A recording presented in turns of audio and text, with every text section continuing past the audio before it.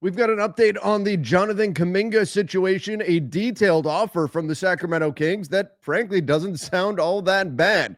Kind of has me wondering what the Warriors are doing and what they're hoping to actually get out of this deal. Plus, Cam Thomas, what he perceives to be his value and who he thinks are his comps around the NBA could be trouble for the Brooklyn Nets. I'm Trevor Lane. This is the Basketball Bulletin. Make sure you subscribe right here and turn on those notifications. All right. Start with Kuminga. Obviously, right now, most around the NBA keeping an eye on these RFA situations, restricted free agents. So you've got Jonathan Kuminga, you've got Quentin Grimes, Cam Thomas, and Josh Giddey, all effectively in staring contests with their teams. But the big difference here with Jonathan Kuminga is that his team doesn't actually want him. And he doesn't even want to be with his team. And so that's added a whole other level of drama to this situation. Jonathan Kuminga believes that the best situation for him would not be with the Golden State Warriors, and the Golden State Warriors don't even necessarily perceive Jonathan Kuminga to be a great fit. They would rather, though, recoup assets for him that they could eventually flip into something else. So both sides kind of begrudgingly stuck together at the moment due to restricted free agency and their ability to ward off any serious or significant offers, in addition to the lack of cap space around the NBA. But there's a lot on the line here, a lot being held up. Al Horford, DeAnthony Melton, Gary Payton II, these signings by the Golden State Warriors, all right now being held up, waiting for resolution on the Jonathan Kuminga front, because the Warriors don't want to go and use some of their taxpayer mid-level to sign those players and then hard cap themselves at the second apron, which would effectively put them in a position where there would be an offer level that they could not match for Jonathan Kuminga. So it's complicated, obviously,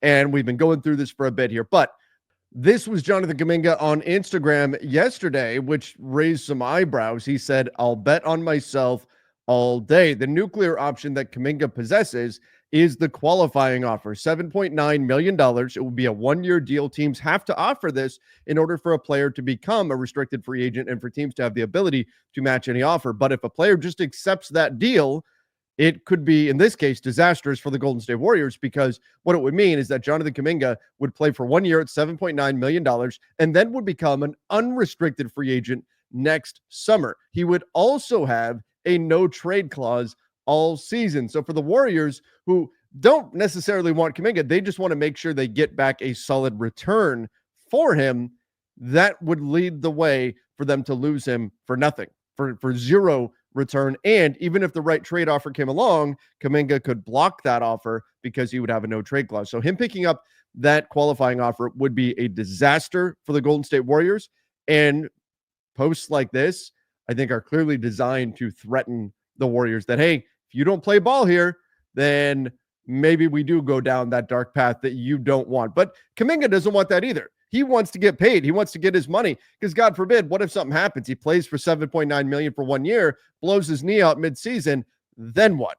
Betting on yourself is one thing, but if you've got the opportunity to secure long-term generational wealth, like you could on a big multi-million-dollar deal, like what we're going to get into in a moment, what Sacramento is offering, what Phoenix is reportedly offering, that would obviously be the ideal situation to go into. So this is not just a nuclear option for Golden State, but this would also be a nuclear option, or maybe a disastrous option, for Jonathan Kuminga, depending on how the season would actually play out. But plan A is the Warriors are trying to shut down all trade talks for Jonathan Kuminga. Now, that may sound strange, but the problem the Warriors have is that Kuminga knows he's got a better offer from Phoenix. He's got a better offer from Sacramento. So the Warriors, though, have to help him get those offers. So if the Warriors just say, nope, we are not, those trades don't exist, we will not trade you, period. We are not listening to any trade offers. That's it.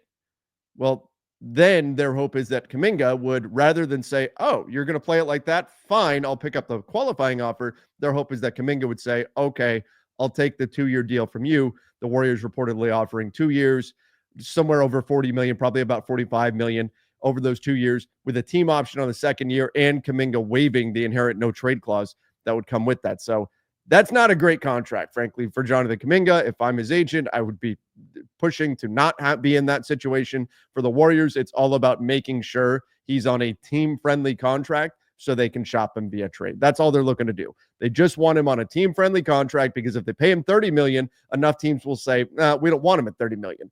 That's the problem. The Warriors have to have him at a number that's attractive to trade. That's what they're looking for. But that's obviously not going to be what's best for Jonathan Kuminga. But check this out. The Kings, they've offered according to Sam Amick, who's pretty plugged in Sacramento, sources say they've offered a 3-year, $63 million deal for Kuminga. Now, the Suns reportedly offering a 4-year deal and would send veteran guard Malik Monk and their 2030 first-round pick, lottery protected, to the Warriors.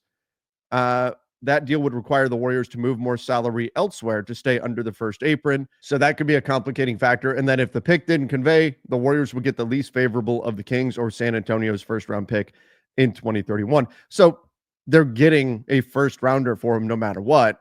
The Warriors' ideal situation would be to get, say, the 15th pick in 2030 because it's lottery protected. But if not, they're getting either a Kings pick or a Spurs pick in 2031.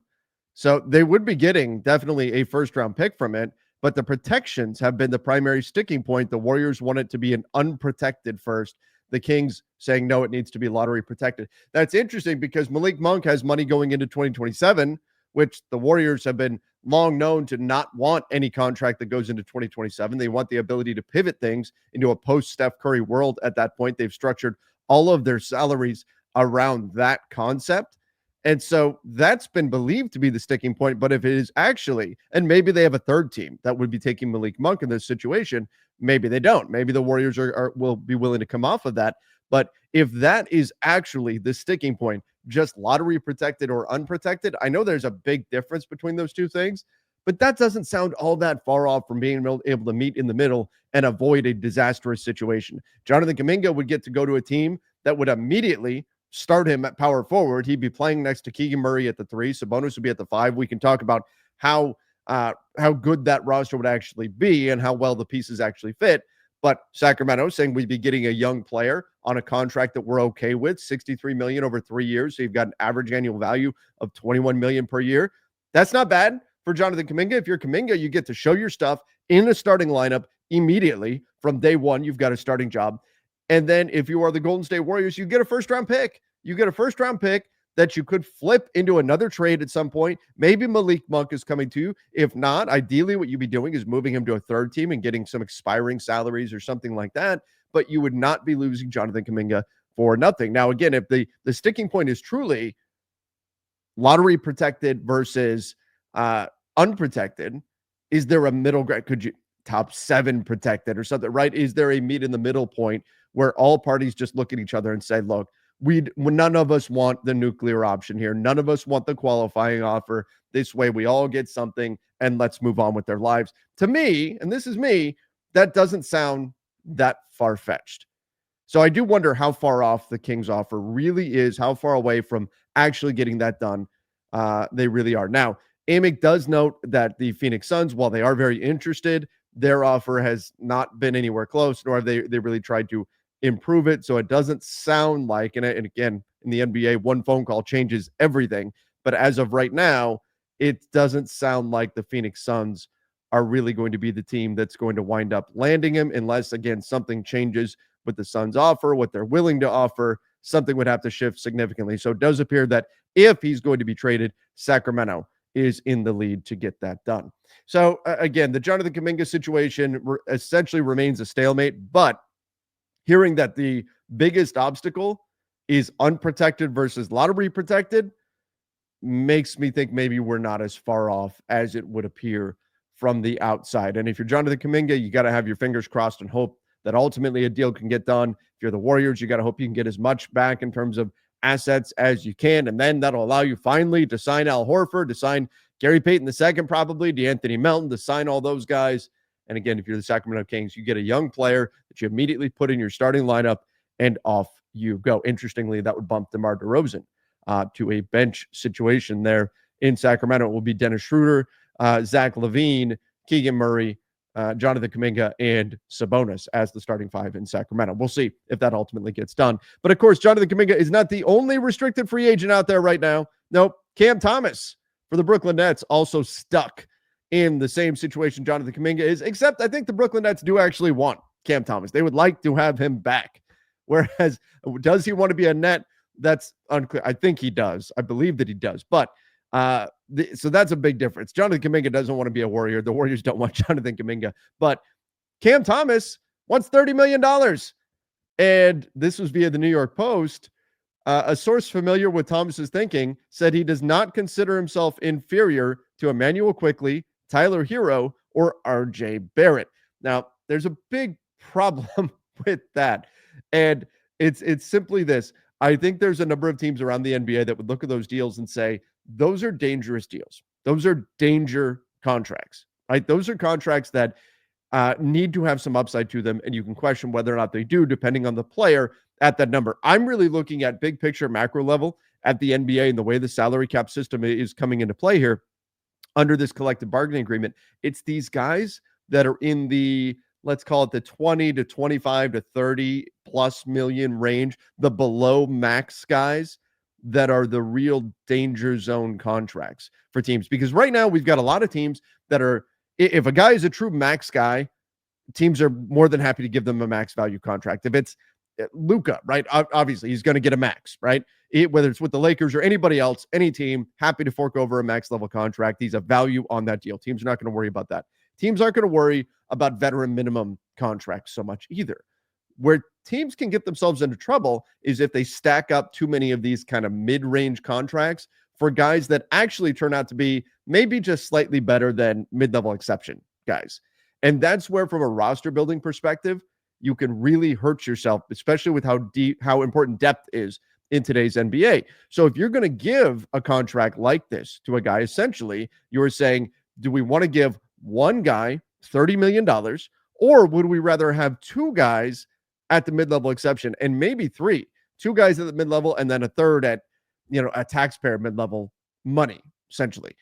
And with how important depth is, it's going to depend on how good that player actually is. Now, again, I'm not saying Emmanuel Quickley or Tyler Hero, RJ Barrett specifically are bad contracts, but these are the contracts that teams have to be very, very careful with. Now, Jonathan Kuminga would also like $30 million, but he's very unlikely to get that. So I do think teams are behaving much more responsibly, much more cautiously, perhaps is the way to look at it, much more cautiously when it comes to the deals they're giving out. We are not seeing teams just fork over max level contracts to all-star but not superstar level players anymore. That was a thing for a while. But Cam Thomas views himself as on the same level as Emmanuel Quickley, as Tyler Hero, as RJ Barrett. I think there's a number of teams that would look at Emmanuel Quickley and say, we don't want to be the team to give him $30 million.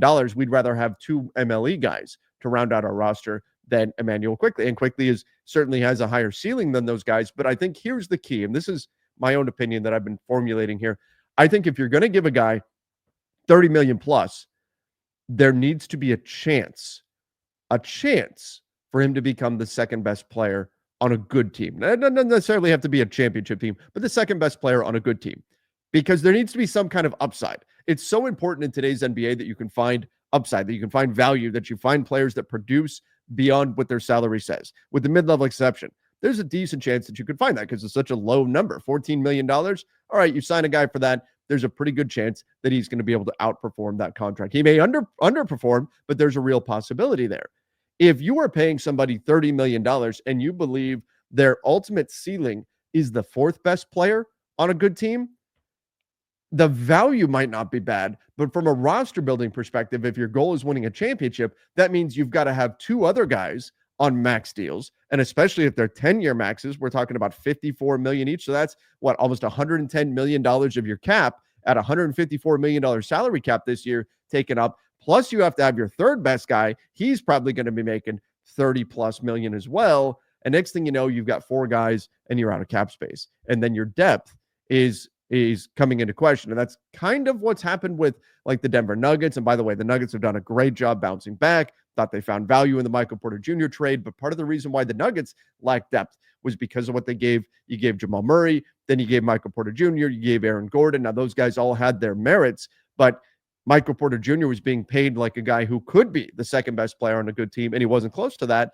And I thought that was part of the domino effect where you didn't have enough top-end talent, and the Nuggets were still great. That's how good Jokic is, but they lacked the depth. They would have rather been able to turn Michael Porter Jr. into, say, three guys that all make the MLE, and that probably would have made the Nuggets a more dangerous team overall. And they almost made it all the way to the finals anyway. But nonetheless, that's the danger here. with the Brooklyn Nets. If Cam Thomas looks at things and he says, hey, I'm not that far off from those guys. I'm on their level, so I should get 30 million too.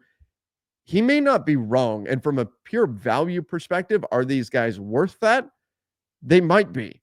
But in terms of actually building out a roster that can win, you would still have to have 2 max players plus this guy at 30 million, plus at least 1 or 2 other players that would be worth more than just an average player to put in your starting lineup. And you very quickly hit a point where your depth is really becoming a problem. And so while the Nets are not in a place right now where they're ready to go win, far from it, that's what they really have to be charting out here for the future, because it matters not just for them, but should they at any point want to trade Cam Thomas, other teams are going to be making that same evaluation. If he's at $30 million, other teams are going to be saying, if he's 30 million, there has to be some chance, some possibility that he could, on this contract, become the second best player on a good team. If he was locked in as the second best player on a good team, and we knew that's what he was, then of course he's getting more. But you at least want that upside that he could outperform the contract, because there's always the downside, the chance that he underperforms. But with any deal, you need to have some matter of upside.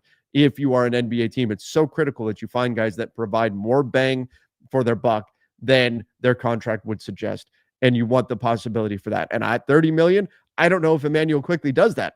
I don't know if RJ Barrett does that. I definitely would question whether or not Cam Thomas, as talented of a scorer as he is, does that.